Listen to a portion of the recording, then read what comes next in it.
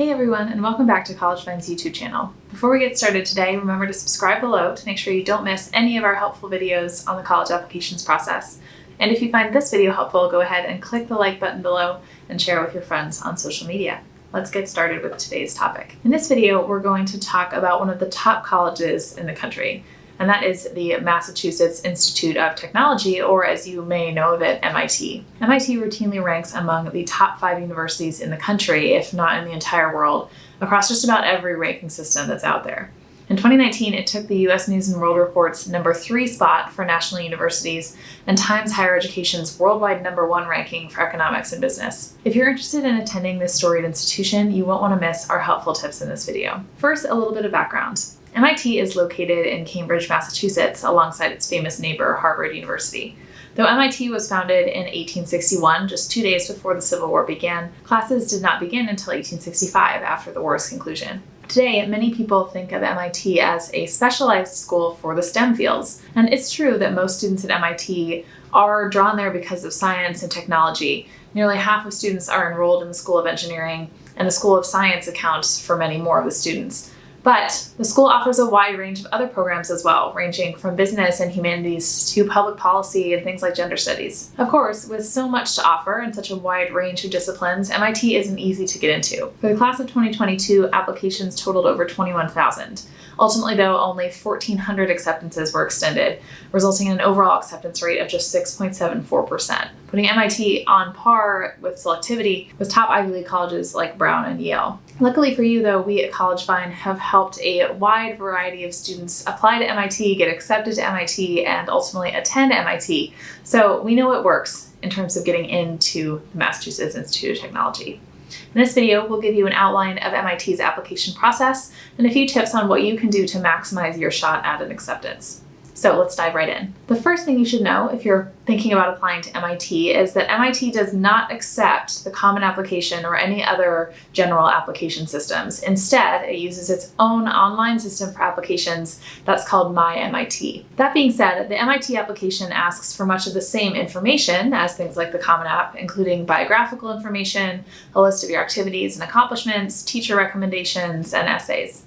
Many students find that they're able to cut and paste most of the demographic information straight from the Common App into MIT, which does save you some time. In addition, MIT encourages an interview with members of the MIT Educational Council whenever possible. If no interviewers are available in your area, you can arrange a Skype interview instead. An educational counselor from MIT will contact you to schedule the interview after you submit the first 2 parts of your application via MyMIT. While this step in the application process is not technically required, we at College Fine highly recommend that you make every effort to complete an interview for MIT. That interview gives you a unique chance to talk about all the awesome things that make you and your application distinctive. To apply to MIT, you're going to need to submit the complete application, of course, and a complete application includes the following things. Part 1 is biographical information. Part 2 is essays, activities, and academics. Evaluation A comes from a math or a science teacher. Evaluation B comes from a humanities, social sciences, or language teacher. You need to submit a secondary school report, an SSR, that includes a high school transcript.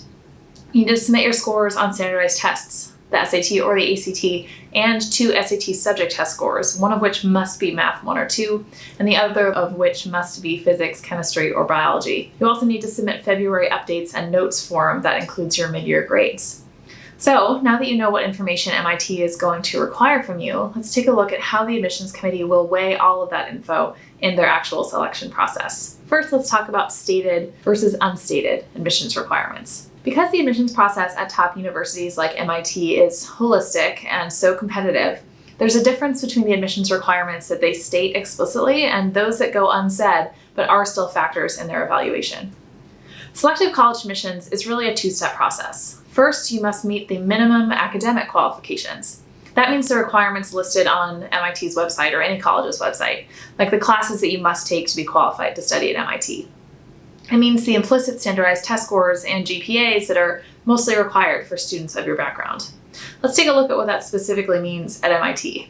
MIT superscores the SAT and ACT, meaning the admissions committee will only consider your highest test scores on each section of the test, regardless of whether those highest scores occurred on the same sitting, that same Saturday of the test. Along with the SAT and ACT, applicants must submit 2 SAT subject tests. Once again, one of those must be Math 1 or 2, and the other one must be either physics, chemistry, or biology. On the verbal section of the SAT, the mid 50% of accepted student scores at MIT are 730 to 780. And the math section of the SAT, mid 50% range is 770 to 800. On the ACT, the composite score range is 34 to 35.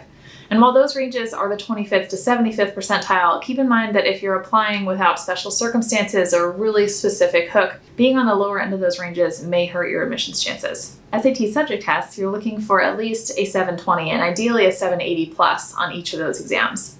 While students have, of course, gotten into MIT with scores that are lower, that's the common range to be a competitive applicant. As far as your high school coursework, MIT doesn't require a super specific course load, but that being said, it does recommend having the following classes represented on your transcript. Those are 1 year of high school physics, 1 year of high school chemistry, 1 year of high school biology, once again, kind of a STEM school over there at MIT.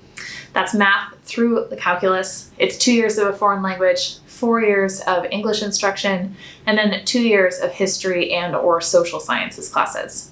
Regardless of those suggested classes, you should strive to take as rigorous of a course load as you're capable of succeeding in. Of course, the specifics of that most rigorous course load depend not only on your interests and profile, but also the classes offered at your high school. But since the average GPA for incoming students is 4.13 on a 4.3 scale, your grades need to be stellar and you need to take plenty of AP or IB or honors courses. So now that we've looked at the academic standards for getting into MIT, let's take a look at the other factors that come into play in your application. After all, the academic requirements you'll find on MIT's website or on college search portals like the US News are merely the stated admissions requirements. Literally tens of thousands of students, tens of thousands, meet those standards. So there are other factors that need to be weighed by the admissions committee to separate out those 1,400 accepted students from the more than 10,000 who meet the minimum requirements and submit an application. These unstated factors are things like the strength of your extracurricular accomplishments, the quality of the writing in your essays, and your alignment with what MIT is looking for on a cultural and skill set basis to fill their class. You'll get a chance to highlight all of those intangibles in your essays, in teacher recommendations, and in listing your activities.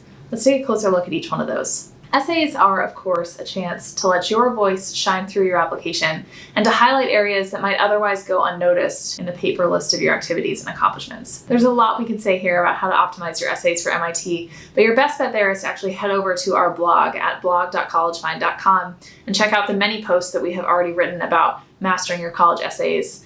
And in particular, don't miss our post, How to Write the MIT Application Essays 2019 through 2020, which we're going to link in the comments below this video for easy access. MIT requires 5 essays, which is no easy task. In the post that I just mentioned, we'll walk you through each of the prompts specific to MIT and talk about the best strategies for approaching them.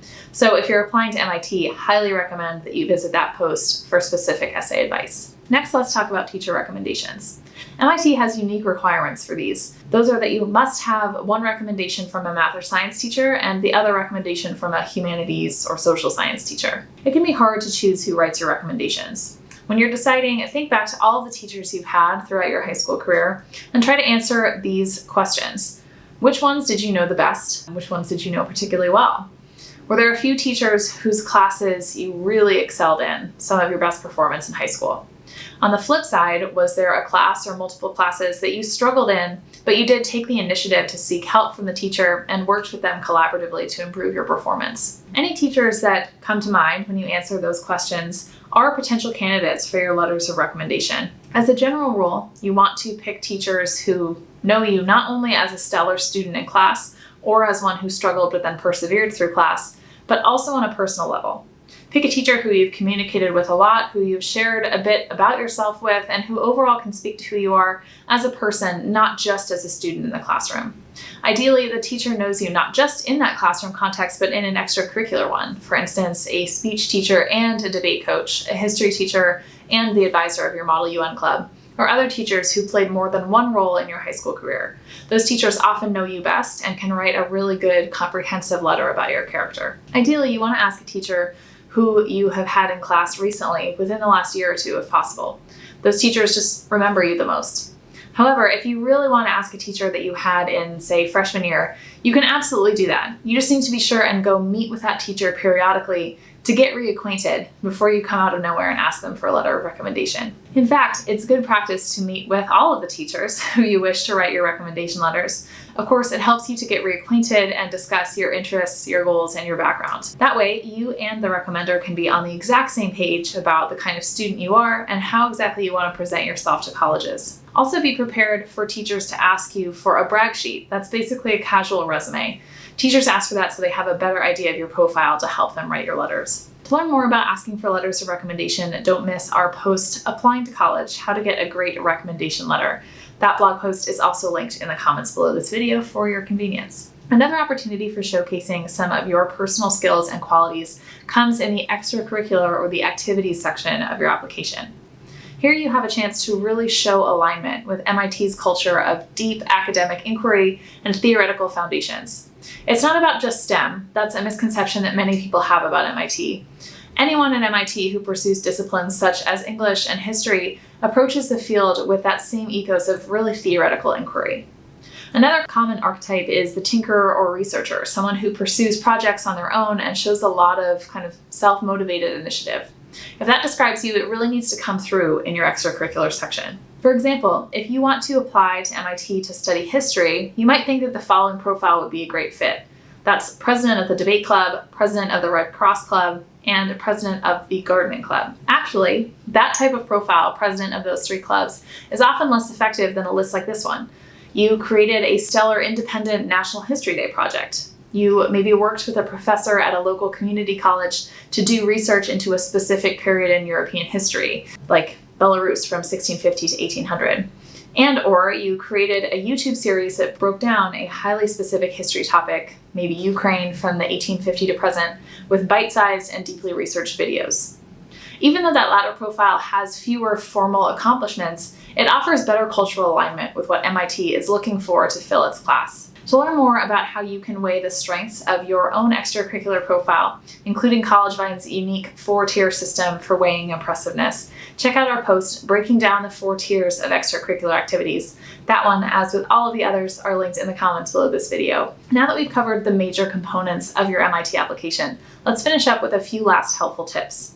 Tip number 1 is to use all of the resources available to you. To learn more about getting into MIT, don't miss the valuable wealth of information and blog available at mitadmissions.org. Here you'll find recommended courses of study, sources of academic enrichment, and well-respected summer programs and competitions. In fact, applicants will be pleased to know that the admissions resources offered by MIT are actually more extensive than many we've seen from other similarly selected colleges, so you should definitely go there and check them out.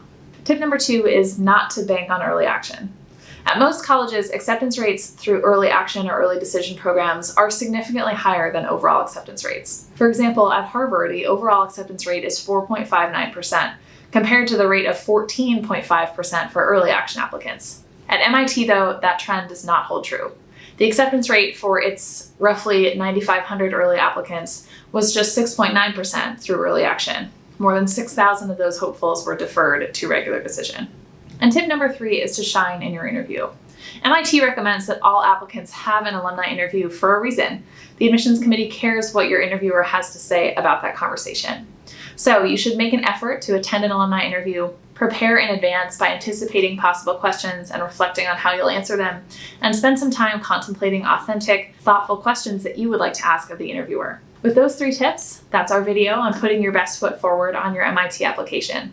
For more information about forming your college list, finding awesome summer programs for exceptional students, or choosing your high school classes, a really wide variety of admissions topics, don't miss our wealth of free material available on our blog at blog.collegevine.com. And for more general guidance on applying to college, visit us online at app.collegevine.com. That's it for today. Thank you, as always, for visiting us here on YouTube, and if you're applying to college this season, best of luck.